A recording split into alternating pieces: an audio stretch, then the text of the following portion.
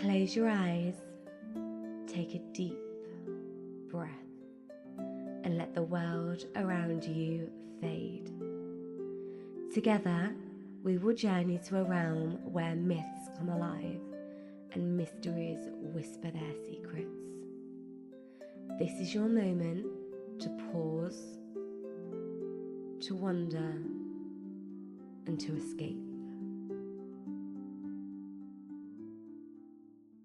The Púca, the Mischievous Shape-Shifter. Long ago, when the land was ruled more by myth than by man, the people of Ireland spoke in hushed tones of the Púca, a creature of many forms and many moods. Some said it was a great black stallion with eyes like lanterns. Others swore they saw it as a horned goat or a grinning rabbit with human-like eyes. Whatever its shape, all agreed on one thing. The Púca could not be trusted, and it could not be ignored. It lived on the edges of the wild, in mountain valleys, windswept moors, or the shadows of the ancient mounds. Some feared it. Others left offerings of blackberries and cream to appease it during the sown. A few, however, dared to ride the Púca. The Boy Who Rode the Night. In a small village nestled between forest and bog, there lived a curious and kind-hearted boy named Thomas. He wasn't strong like the smith's son, or clever like the priest's apprentice, but he had something else, a wonder for the world and an open heart.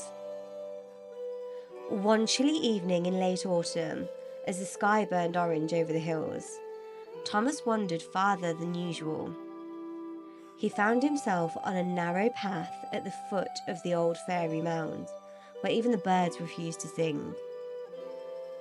That's when he heard it, the sound of hooves behind him.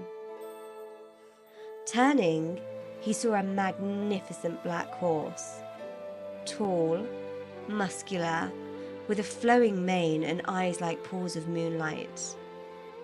Its breath misted in the air, though no sound came from it.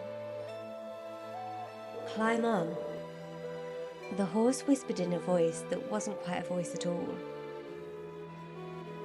And Thomas did.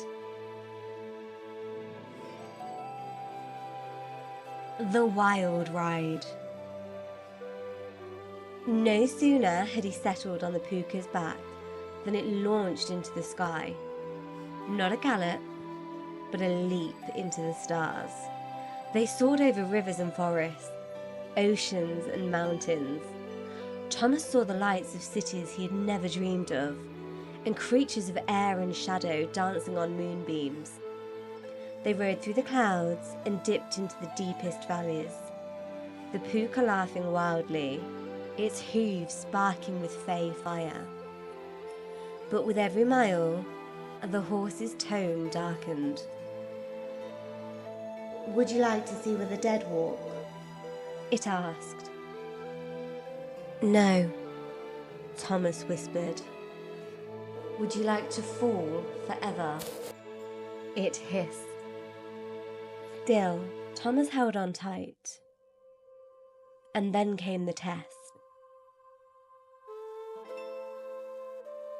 A trick of the Fae. They landed in a quiet glen, mist curling low around the grass. "You've ridden well, but let's see how well you think." From behind a stone, 3 figures emerged. 3 Thomases. Each one looked exactly like him, but only one was real. "If you pick the wrong one," the Púca smiled with too many teeth, "you'll be lost forever." Thomas panicked. Each double spoke with his voice, remembering his thoughts, and pleaded to be chosen. He nearly broke. But then he remembered something. His mother always said he had a birthmark on his shoulder in the shape of a leaf. He looked. Only one Thomas had it. That one, he said. The other two vanished into smoke. The Púca reared and shrieked, part joy, part fury. You're cleverer than I thought, and braver than most. For that, I offer you a gift, the Púca said. From beneath its mane, it pulled a single feather, black, sleek, and shimmering with shifting colours. Hold this when you are lost or afraid, and the road will reveal itself, it said. Then, with a grin, but remember, not all roads are kind. With that, the Púca vanished, and Thomas found himself at the edge of his village at dawn. The feather's power. Thomas grew into a man of wisdom and mystery. People came from far and wide to hear his tales, to ask advice, or to be guided when all other hope was gone.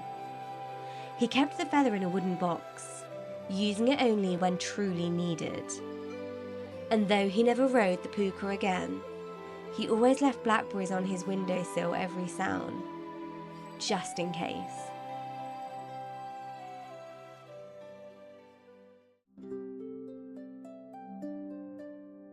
Lessons from the Púca: trust, trickery, and balance. The Púca, like so many beings in Celtic myth, is neither good nor evil. It simply is. A spirit of transformation, chaos, and unexpected wisdom. Thomas's story teaches us that 1. Curiosity and kindness open doors, but cleverness and self-trust keep you safe once you step through them. 2. Not all beautiful things are gentle, and not all frightening things wish you harm. And finally, sometimes the journey is wild, the test is strange, and the guide is tricksy. But those willing to face the unknown can return changed, wiser and ready to help others. So if you ever hear the hooves on the wind and feel the hairs on the back of your neck stand up, look carefully. The Púca might be watching or offering you a ride. Just make sure you're ready for where it might lead. As the whispers of myth fade into the stillness, carry their magic with you into the world. Until we meet again, may your spirit wander, and may your days be filled with wonder. Thank you for listening to Whispering Myths. If you enjoyed this story and want to hear more, be sure to subscribe to Whispering Myths. That way, you won't miss out on any of the magical tales that I share. Don't forget to like this video and leave a comment. Thank you for listening, and until we meet again, may the whispers of myths guide your dreams.